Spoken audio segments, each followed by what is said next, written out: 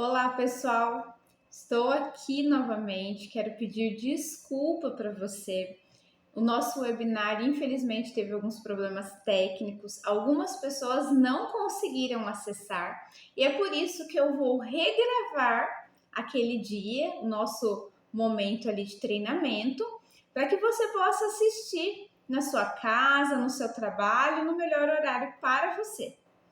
Então, nós vamos falar sobre tributação na construção civil. E o tema do nosso webinar é Construindo Lucros, Reduzindo Tributos.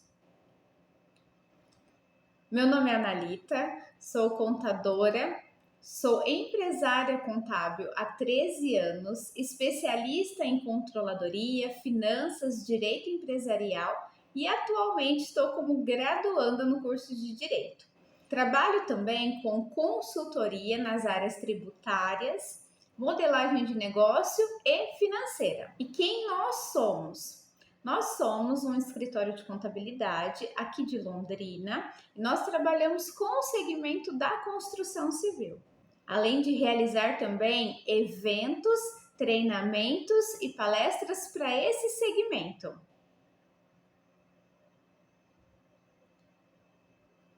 O nosso objetivo é levar conhecimento para você que empreende no segmento da construção. No ano passado, nós fizemos o primeiro simpósio da construção civil de Londrina. Nós tivemos a participação da Leroy Merlin, falando como poderia ser parceira do construtor nas obras. Nós tivemos a presença também de advogados trabalhistas que trabalham com licitação, especialistas em licitação, e nós trouxemos também um tema muito interessante, que é o ESG, que é um tema super em alta para quem trabalha na área da construção. Na cidade de Londrina e região, nós trabalhamos com regularização de obra e muito próximo do empreendedor que trabalha na construção, seja o empreiteiro, o construtor, a empresa de reforma. Nós trabalhamos muito próximo a eles, ajudando na parte burocrática, na parte documental das obras. Este é o nosso primeiro evento online. Nós sempre fizemos eventos presenciais, mas este é o nosso primeiro evento online. Infelizmente tivemos alguns problemas técnicos e por isso eu estou transmitindo ele novamente para você. Então, por que gerenciar impostos da sua empresa de construção? Mais de 48% de um imóvel residencial construído é imposto. Mas antes de falar de impostos, vamos falar de atividades. Na construção civil, nós temos diversas atividades. Nós temos construção por empreitada total, por empreitada parcial, reforma, pintura, administração de obra e incorporação imobiliária. Mas nós temos também a natureza jurídica da empresa. Então, além das atividades, a natureza jurídica também importa. Quais são as naturezas jurídicas mais usadas pelo segmento da construção? A empresa limitada, a LTDA, sociedade simples, sociedade de propósito específico, SLU, sociedade limitada unipessoal. A sociedade limitada é quando tem 2 ou mais sócios e são limitadas ao capital social de cada sócio. A sociedade simples é quando vários profissionais se juntam para realizar uma atividade em comum. Por exemplo, diversos engenheiros, um engenheiro civil, um engenheiro elétrico se une para formar uma sociedade com o propósito de serviços de engenharia, por exemplo. A sociedade de propósito específico, ela tem dia e hora para acabar. Então, ela vai ter aquele propósito específico, por exemplo, o loteamento de um local, de um lugar. Aquele loteamento, ele tem uma data inicial e ele tem uma data final. Então, é um propósito específico para fazer aquele trabalho, aquele serviço. Quando acabar aquele propósito, a empresa também finda o seu tempo de vida. E a SLU, a Sociedade Limitada Unipessoal, que é uma sociedade um pouco mais recente, foi a transformação da modalidade EIRELI, né, da natureza jurídica EIRELI, para a SLU, que é a Sociedade Limitada Unipessoal, onde uma única pessoa pode ter uma empresa, sociedade, limitada às cotas da sua empresa. Aí você pode me perguntar assim, Ana, e a empresa individual? Ela também existe, porém a empresa individual nós não indicamos, principalmente para o segmento da construção civil. Por quê? Porque a empresa individual, ela confunde o patrimônio dos sócios com o patrimônio da empresa. E essa confusão patrimonial pode trazer grandes prejuízos para você. E quais são os regimes tributários para a construção civil? Nós temos o MEI, que abrange pedreiro, pintor, eletricista, serviços hidráulicos, todos esses serviços estão no MEI. Nós temos o Simples Nacional, o lucro presumido, o lucro real e o RET, que é um regime especial de tributação, que funciona só para casos específicos que eu vou mencionar ali na frente, tá certo?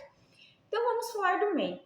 O MEI são para atividades simples, atividades técnicas, não atividades que exigem uma graduação, que existe uma profissionalização.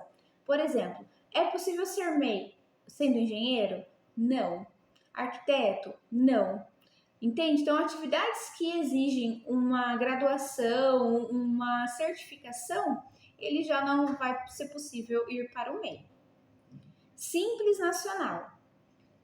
Atividades de serviços de engenharia, arquitetura, são atividades que vão onerar no Simples Nacional, vão ser atividades que a alíquota ela é maior e isso também causa uma situação ruim para quem empreende nessa área, né? Então precisa fazer um bom cálculo, entender bem o seu faturamento, a projeção do seu faturamento, para enquadrar a sua empresa no Simples. Na maioria dos casos, na maioria dos cálculos que eu já fiz, é mais viável estar fora do Simples e não dentro do Simples com essas atividades. Ah, Ana, mas a minha atividade vai ser construção de edifícios, empreitada total, por exemplo. Compensa ficar no Simples? Depende. O quanto de empreitada total vai ser sua empresa? Né? Então, eu vou ter ali empreitada total 60% de faturamento e 40% de faturamento com reforma. Qual é a tributação melhor para mim? Aqui a gente vai ter um desmembramento. Reforma é muito bom no Simples Nacional. Construção de edifícios é melhor no lucro presumido. Será que não compensa ter 2 CNPJs? Ou será que não compensa ficar no Simples, né? Já que vai ter uma quebra de faturamento? Então, tudo isso precisa ser analisado. Lucro presumido. O lucro presumido normalmente é o regime tributário mais escolhido pelas pessoas que trabalham com construção de empreitada total, porque ele tem um benefício que a gente vai ver lá na frente. Lucro real. O lucro real ele é muito bom, tá? É um dos regimes tributários melhores que tem para você entender a realidade da sua empresa. Porém, ele é benéfico para quem tem uma lucratividade pequena, para quem tem lucros pequenos. Vou dar um exemplo para vocês. Semana passada estive num cliente e nós fazendo o planejamento tributário dele do ano de 2024 e ele afirmou para nós que ele teria uma lucratividade média de 5% esse ano. 5% é uma lucratividade pequena, tá? Então, por isso, muitas vezes, o lucro real vai trazer um resultado mais positivo para esses casos. E o RET, que é o regime especial de tributação, que é uma tributação específica e própria para quem constrói Minha Casa Minha Vida. E vamos falar da CMO. Então, o que é CMO? Quais obras que devem abrir CMO? A CMO é o Cadastro Nacional de Obras e nós abrimos ela perante a Receita Federal. É uma forma de controle do INSS, né? O INSS da obra. Então, quais obras devem abrir CMO? Construção, demolição, reforma, ampliação de edificações, qualquer outra benfeitoria agregada. Esse texto está na redação da lei, a lei está abaixo ali, o artigo, você pode conferir na íntegra depois, tá bom? Então, a CNO serve para todos esses casos. Poxa, Ana, mas eu fiz uma demolição e não abri uma CNO. Pode dar problema? Pode. A própria Receita pode fiscalizar. A prefeitura pode estar passando ali no local, né? Secretaria de Obras, olhar aquela obra e falar, oh, poxa, será que tem CNO? aí vai lá pesquisar. Então, pode sim, você pode ter problema. O ideal é que você siga a lei e abra CNO para todos esses casos. E em que momento eu preciso abrir a CNO? Então, nós vamos ter ali o primeiro momento, o alvará de construção, né, ali dentro da Secretaria de Obras, e depois eu inicio com a CNO. A CNO que vai trazer todos os vínculos, tanto de pessoas, né, tanto de empregadores, quanto de prestadores de serviço. Então, essa é a importância de abrir a CNO da obra. E aí, falando de INSS, né, o INSS da obra. O fato gerador do INSS da obra é a mão de obra, ou seja, é a cessão, é o empréstimo da mão de obra para para aquela pessoa que está fazendo a obra, para o dono da obra, tá? Vamos pensar aqui em obras residenciais, que é mais fácil de visualizar. Então, eu tenho um tomador de serviço, né, um cliente, que ele vai começar a obra dele, uma obra residencial, uma casa residencial. E eu vou disponibilizar 10 funcionários da minha equipe, da minha construtora, para estar no canteiro de obra fazendo essa casa, essa residência para essa pessoa, tá? Então, isso é cessão de mão de obra e esse é o fato gerador do imposto, tá? Então, aqui o conceito eu também detalhei pelo artigo e pela lei, né? Artigo 108, que é cessão de mão de obra, ele explica a base legal. E qual é a base de cálculo do INSS? Como eu calculo esse INSS? O INSS, se houver a utilização de materiais ou de equipamentos próprios ou de terceiros, esses não integram a base de cálculo do INSS, tá? Então, aqui tá um dos grandes erros que eu vejo o pessoal da construção civil cometendo, tá? Tá aqui a lei também na íntegra para você poder depois pesquisar. E você precisa tomar cuidado com esse INSS. Primeiro, com a retenção do INSS. Quanto que eu retenho? Se eu não estiver desonerado, 11%. Se eu estiver desonerado, 3,5%. Essas são as retenções hoje vigentes no Brasil. Desoneração do INSS, nós estamos vendo aí uma mudança na legislação, está acontecendo aí, né, do governo querer reonerar as empresas em relação ao INSS. Vai impactar o setor de construção civil? Sim, com certeza vai impactar o setor de construção civil. Então, fiquem atentos a essas notícias sobre a desoneração, tá bom? Aferição da obra. Terminei a obra, vou aferir, vou finalizar, vou calcular o final, né, do INSS dessa obra.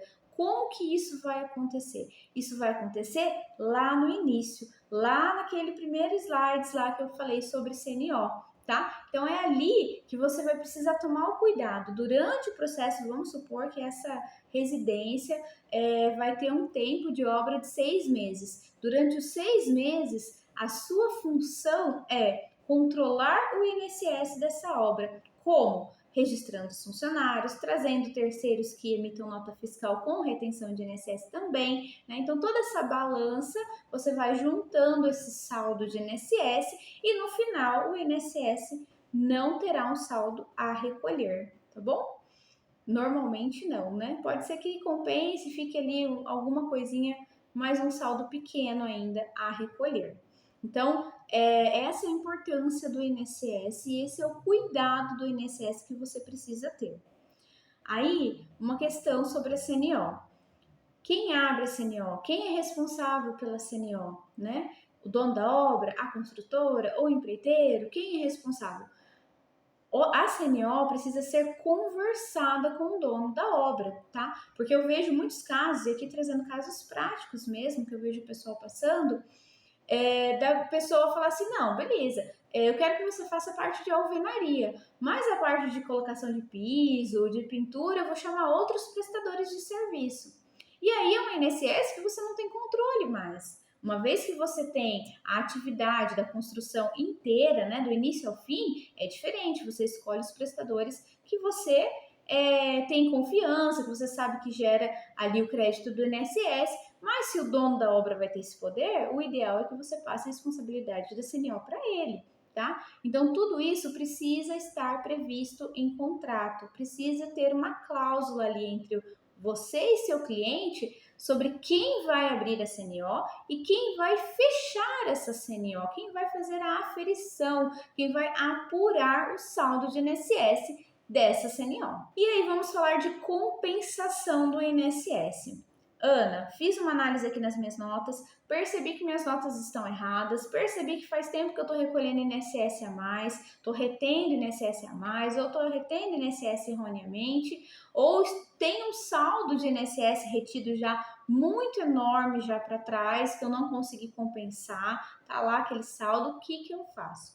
E aqui a lei traz muito clara a forma de fazer a compensação, né, fazer o abatimento do INSS da obra. Você pode fazer o abatimento nos próximos meses, né, nos próximos INSS a recolher, ou você pode solicitar a restituição desse valor, tá? E aqui um ponto de atenção para você. Nós estamos prestes aí, daqui 3, 4 anos, nós teremos a entrada da reforma tributária no Brasil. Há alguns tributaristas, né, e até faz sentido o que eles falam, afirmam que toda essa compensação de imposto e toda essa solicitação de reembolso do imposto não será mais possível após a reforma tributária, tá bom? Então tome bastante cuidado, aproveite esse momento, faça essas análises na sua empresa, né? Entenda como que funciona essa questão dos impostos para que você possa resolver agora. Porque talvez daqui 3 anos, 4 anos, nós não conseguimos fazer mais nada sobre os impostos para trás que foram recolhidos erroneamente ou que foram recolhidos a maior. E aqui um exemplo para você de INSS da obra errada, né? Com retenção errada. A pessoa reteve 4,49% de INSS, onde nós temos duas retenções somente, 11%, 3,5%, tá? Então, provavelmente aqui era 3,5% e ele fez 1% a mais. E aqui qual que é o detalhe? Aonde eu vou recolher 1% aqui da diferença? Não tem, tá? Eu não consigo fazer essa compensação no INSS da minha obra, eu não consigo fazer uma DARF, né, que é o documento de arrecadação da Receita Federal, com esse 1% a mais, eu não consigo, eu não tenho aonde alocar esse 1%. O que aconteceu aqui foi que esse empreiteiro, ele emitiu essa nota fiscal para a construtora pagou um líquido menor da nota fiscal, né, com os 4,49 a menos, né, R$ 622 a menos, e não tem o que fazer. Esse 1% ficou, né, vagando no ar, não teve compensação na obra e também não teve recolhimento, não teve pagamento, porque não tem como fazer uma guia de 4,49, tá bom? O próximo exemplo é uma questão de atividade. Então, aqui ele usou uma atividade de engenharia e a atividade de engenharia não retém INSS. Por quê? Lembra lá do fato gerador do INSS que a gente conversou? Qual que era o fato gerador, né? O que gera INSS? É a cessão de mão de obra. Na engenharia você não tem, porque o serviço de engenharia é um serviço que você assina um projeto, né? Ou que você vai fazer acompanhamento de obra, alguma coisa nesse sentido que você não tem a cessão de mão de obra. Você não está pegando pessoas da sua equipe e colocando à disposição do dono da obra, né? Então, aqui nesse caso é o serviço que ele é diferente e por isso que não tem retenção de INSS. E aí nós voltamos lá nos primeiros slides, né? Qual a importância das atividades bem organizadas na sua empresa? É exatamente esse motivo. Aqui nós temos um caso diferente, um caso excepcional que só acontece para as construtoras que estão no Paraná, tá? E que são associadas ao Sinduscom Paraná. O Sinduscom tem um mandato de segurança para não retenção de INSS. Esse cliente meu aqui, ele usa esse mandato de segurança porque para ele é benéfico, tá? A gente fez um estudo, fez um cálculo, entendeu que no caso dele seria benéfico e ele faz essa não retenção de INSS de 11%. Por quê? O que é retenção de INSS ou qualquer outro tipo de imposto? Retenção é antecipação. Você está antecipando aquele tributo, você está antecipando aquele imposto que ele iria vencer lá no dia 20 do mês que vem, mas você está pagando hoje, no dia 5 desse mês.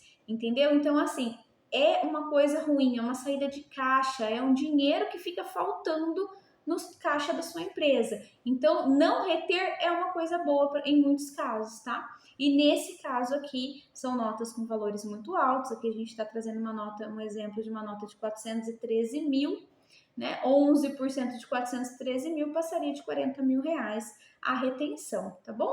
Então, por isso que nesse caso nós avaliamos. E para você que é associado ao Sinduscon, para você que ainda não é, mas que está dentro do Paraná, que tem uma construtora, uma empreiteira dentro do Paraná, você pode estar usando o mandato de segurança do Sinduscon e deixar de reter 11% ou 3,5% na nota fiscal.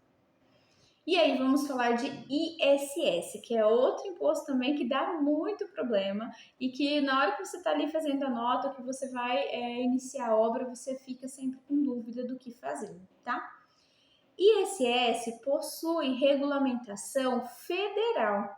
Ah, Ana, mas o prefeito do município lá do Piauí quer fazer assim. Não importa o que ele quer fazer, ele tem uma regra geral, que é uma regra federal, que ele precisa seguir, tá? Ele não tem a opção de, eu quero colocar uma alíquota de ISS de 10%. Não, a lei federal diz que o ISS, ele se limita de 2% a 5%, e é dentro desse patamar que ele pode trabalhar, tá bom? Então não tem como ele querer tributar coisas das quais ele não pode fazer, tá? Então eu deixei a lei federal aqui para vocês também, tá? A lei do ISS federal, que vai falar sobre o que é serviço, o que é atividade de serviço, que é o fato gerador, né, do ISS. Então ele vai explicar ali o que é serviço. E ele vai dar um rol de atividades, código da atividade e o nome, a descrição da atividade. 7.02, que é a atividade mais usada pelo pessoal da construção, né? Execução por administração, empreitada, subempreitada de obras de construção civil, hidráulica, elétrica, e aí ele vai listando aqui as atividades, exceto fornecimento de mercadoria. Tá? Então, eles precisam, toda a prefeitura precisa respeitar essa questão da empreitada total com material e precisa ser descontado da base de cálculo do ISS, tá certo? Então, aqui, nós vamos falar o que é a base de cálculo do ISS? Prestação de serviço. Serviços que você prestou, somente. Material entra? Não, não entra. O local de pagamento. No endereço do prestador ou no endereço do tomador? Depende. Aí a gente vai falar de atividade de novo, tá? Ele é no tomador, lá no dono da obra, quando é uma atividade de construção de edifício, aonde você tira os seus funcionários e coloca lá no canteiro de obra, naquele município, para fazer aquela atividade. Mas ele pode ser do prestador se for serviço de engenharia, por exemplo, se for serviço de arquitetura, se for um serviço de projeto ou acompanhamento de obra, por exemplo. ISS fixo. Como nós falamos de sociedade simples lá atrás, eu preciso trazer o ISS fixo aqui na frente. Por quê? Porque ISS fixo ele acontece para aquelas empresas, né, de sociedade simples, onde engenheiros, arquitetos se juntam para fazer aquela atividade de serviço de engenharia, por exemplo. Então, você pode optar pelo ISS fixo, que não é um percentual em cima do faturamento, mas é um valor único tabelado já pela própria prefeitura da sua cidade. E aqui alguns exemplos de ISS.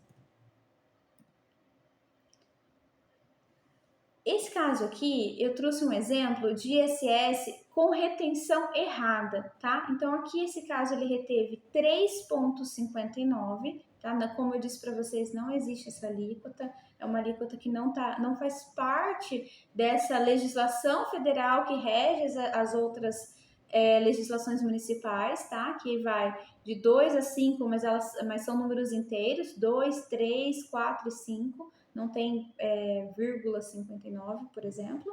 E aqui houve uma retenção errada.